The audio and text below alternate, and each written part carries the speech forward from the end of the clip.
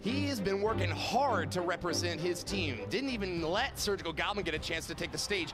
I talked to him a little bit before the match, and I actually learned he's studying to be an industrial engineer. He's going to use the winnings from this tournament to pay for his college tuition.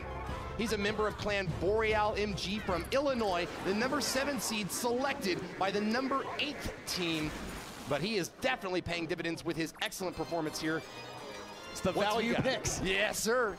So we've got a Knight Witch barely surviving behind the Ice Golem, allowing her to get some good stabs onto the Giant, or the Knight. If she kills that Knight, if she does, this is going to be a lot of damage. You have to react right there with the defensive zap or else lose your tower.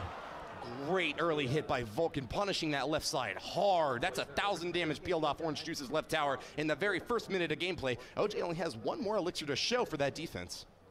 I'm not exactly sure what kind of deck Orange Juice is playing. It could be maybe like a graveyard deck, maybe a minor. Okay, I think it's just minor poison. That makes sense. Maybe 2.9 minor poison. C. McHugh's favorite deck. The poison comes down, I believe, along with the minor. It is going to take out the Electro Wizard, leaving the board clear again. Vulkan, though, significant elixir advantage. We'll see when he starts turning that into. You know who else loves this minor poison deck? Who's that? B-Rad. Oh, yes. B-Radical from Canada made it all the way deep into the heat, but didn't quite make the top 8 to be drafted. However, we will see him in the fall finals shortly. We sure will, and he's also in the CCGS NA finals. He's alongside C. McHugh in those top 2 spots. There must be something to this minor poison deck if that many guys love it. Well, he's also the best in the world with it. And we're tearing apart this left side tower, though. Vulkan's going to get that tower down. Orange Juice. Oh, never mind. That's a defensive poison, isn't it? Looks like it'll barely hold on. 73 hit points left, but the arrows will be able to take it out. Rummy, why don't we just, like, let these guys talk for a second? Yeah, I'm going to throw my mic up to Viva La Sparky's team.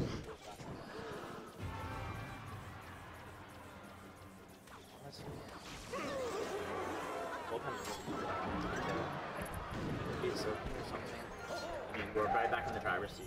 I don't know. I think.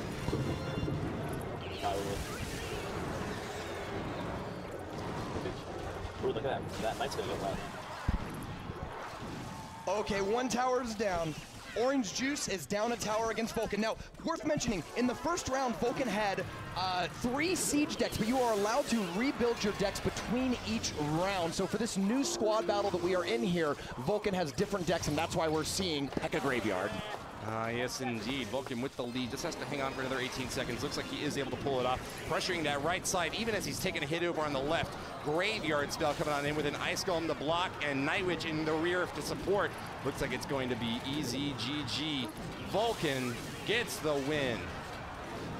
Good game, OJ. Well, he's got another game to tie it back up, but Vulkan looked dominating that game too.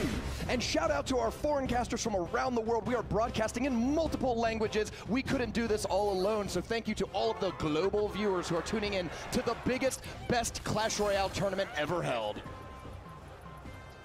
Starting off once again on the left lane, Vulkan sends in a little Ice Spirit, chips away at the tower and the Ice Wizard, bringing in the pain and keeping things chilly in the arena. Dash from the Bandit will get the hit off the left side, an aggressive fireball as well, and dashing onto the tower. Orange Juice is coming back for blood.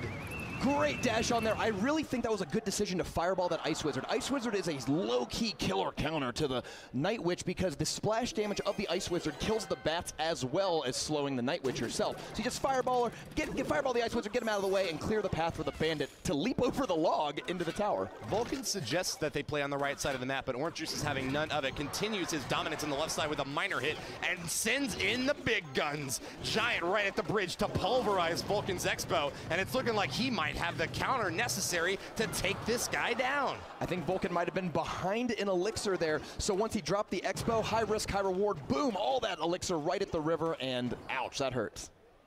Wipes him out, but Vulkan is still in this thing. It's going to be difficult to set up that Expo if he can't get a big elixir advantage. This is one of the big reasons why these guys often include Elixir Collector in these decks. Haven't seen it yet from Vulkan, and there's only 1 card left. OJ insists that gameplay will continue on the left lane.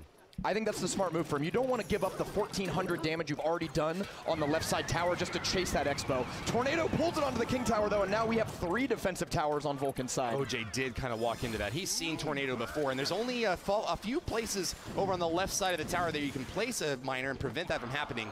Fortunately for him, though, playing a beatdown deck, you don't really have to worry too much about the king being activated, and especially with a big dash from the Bandit like that, bringing the left side down to triple digits.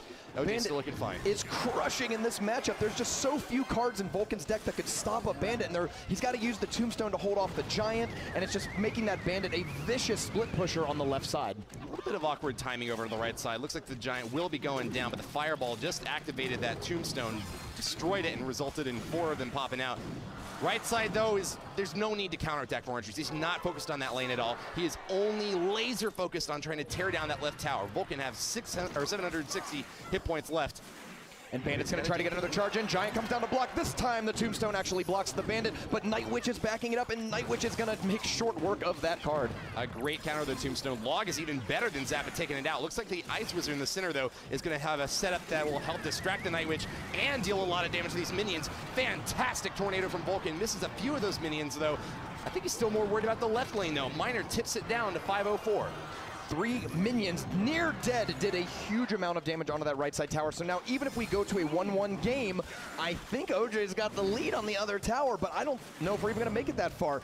Vulkan has had a really hard time getting damage on the tower, as both of OJ's towers are sitting very comfortably above 2,000 health. And Orange Juice starting out that spell cycle, sends the Fireball to the left. He just has to defend for a little bit longer, get through the next cycle of his deck, and he will claim victory. But really probably prefer to get to a 5 Elixir Giant over here on the right side to block for this Expo, but is going in aggressive on the left. That one chip is all he needs. The last Fireball will seal the deal. Orange Juice with the 4 Elixir spell claims victory! And we called it! Those 2 YouTubers, OJ Clash with Dash. Who was going to be the first one to take a game off a pro? The answer is Orange Juice. Takes the very first game off of one of these pro or Squire players. He's my man. I hadn't seen him in a long time. Used to be a clanmate. Former clanmate, yeah. And he tore it up in the heats yesterday. All 5 of them running toward the top. Really did a very impressive job. Hadn't seen him in the big competitive scene in a long time, but he's making a lot of money today, and even more if he can carry his team to victory.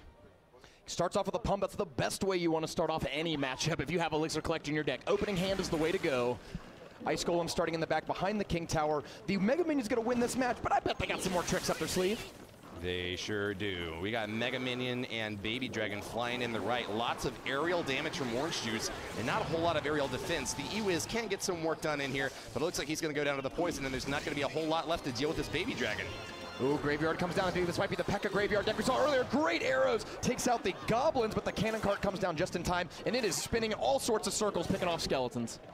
There must be a little pivot wheel on the center of that cannon cart. It did a great job turning around and blasting those poor skellies down. Have you seen those cards that go sideways?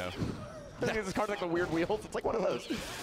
And the cannon cart turns into a cannon, but it is tanking for the Mega Minion. Sadly, the Electro Wizard is going to keep that Mega Minion from doing too much more.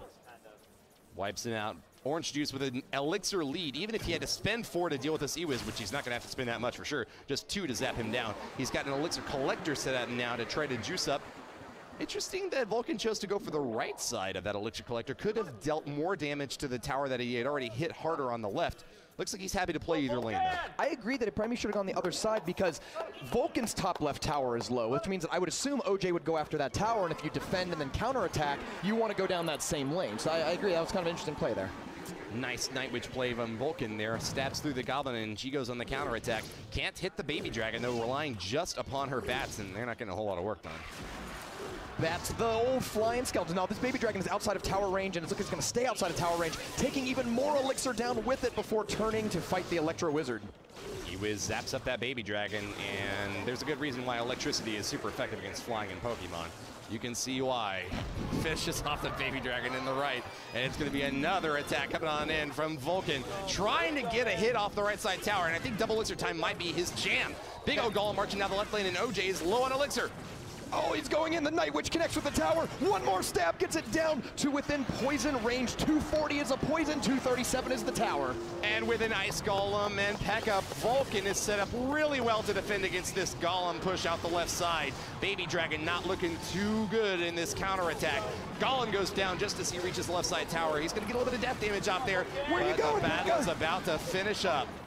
Wow, that P.E.K.K.A went down before getting one swing. The one swing on the cannon on the shield has been very good. Hang on, this push is still alive. Yes, it is. P.E.K.K.A is chopping up this cannon car, but cannot one-shot it, unfortunately, and it looks like that'll be it. Vulkan's poison will be enough to finish it off. Only about 6 seconds left, but no, not even gonna wait that long. Arrows from Vulkan seals the deal. He claims the match. Victory Royale over OJ, the 2-1 win. Impressive performance by OJ, though. I would not be disappointed.